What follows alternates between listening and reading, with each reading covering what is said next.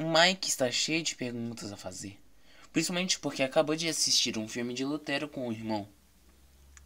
No episódio de hoje, confiança em Deus. Mãe, tem algumas coisas sobre o Lutero que ainda não falamos e que são importantes, não tem? Sim, muitos detalhes nessa história que acaba de assistir foram importantes na época e também para nós hoje. No filme fala que teve outras reuniões na Alemanha, além da que já falamos. Imagino que os alemães ficaram muito divididos e sem saber o que fazer. Como resolveram tudo isso? Todas as mudanças de pensamento que Lutero causou com seus estudos da Palavra de Deus realmente provocaram muitas mudanças de pensamento. Muitos interpretaram de maneira errada e fizeram coisas tão ruins quanto as que os líderes da igreja principal fizeram, mas muitos outros decidiram por seguir os conselhos bíblicos como estavam na Bíblia. Em 1529, o imperador Carlos V convocou um grupo de líderes da igreja para outra reunião. Esse grupo se chamou a Dieta de Espira. Lutero não teve permissão para ir e assim enviou alguns amigos para representá-lo. Os líderes declararam que todos deviam aceitar a autoridade da igreja e sujeitar-se ao seu controle. Não podia haver novos luteranos. As pessoas que já haviam decidido seguir os ensinos de Lutero podiam continuar assim, mas não podiam pregar, ensinar ou tentar partilhar suas crenças com mais ninguém. Os participantes da Dieta de Espira pensaram sobre isso. Se todos faziam parte de uma igreja só, exceto os poucos luteranos impedidos de falar com outros sobre suas crenças, não haveria mais intolerância. Ninguém mais seria morto e haveria paz. Mas poderiam os luteranos seguir sua consciência? Estava certo proibir que as pessoas acreditassem na Bíblia da maneira como entendiam ou seguir os seus ensinos como achassem melhor? Decidiram resolver a questão por voto e os participantes da reunião se dividiram em duas metades. Até aquele momento, os príncipes da Alemanha tinham podido escolher como creriam. Agora, os líderes queriam que todos os príncipes crescem da mesma maneira e pertencessem à igreja. Foi uma decisão difícil de tomar.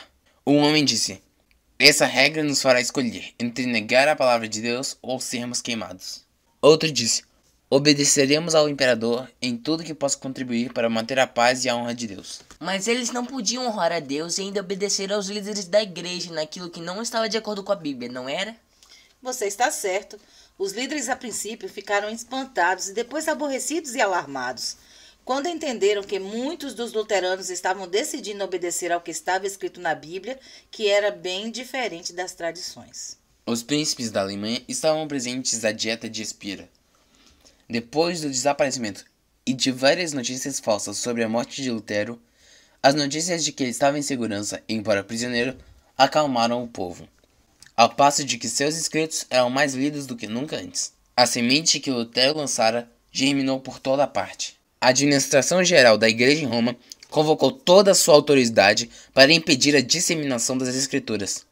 Contudo, quanto mais era proibida a Bíblia, maior era a ansiedade do povo por saber o que a mesma realmente ensinava. Todos os que sabiam ler estavam ávidos por estudar por si mesmos e não podiam ficar satisfeitos até memorizar grandes porções da palavra. Operários, soldados, mulheres e mesmo crianças estavam mais familiarizados com os ensinos da Bíblia do que os mais religiosos dos líderes. A verdade propagava-se com irresistível poder. Em vão, as autoridades eclesiásticas e civis recorriam à prisão, tortura, fogo e espada. Milhares selaram a fé com seu sangue, e a perseguição serviu apenas para propagar os conhecimentos bíblicos.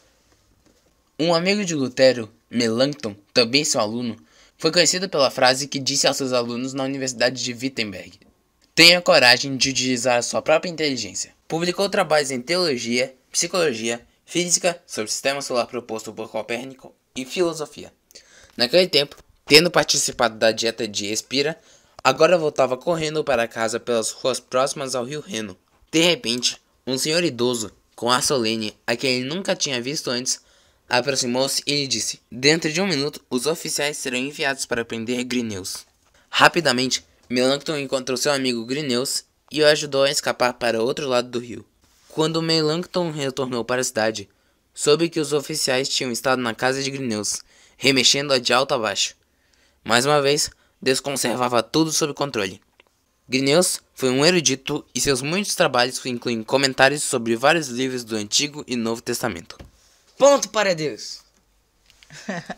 No ano seguinte, outra reunião foi realizada, desta vez em Augsburgo.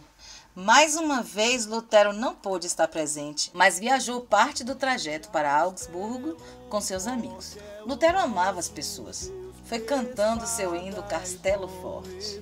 O mesmo hino do Castelo Forte que nós conhecemos?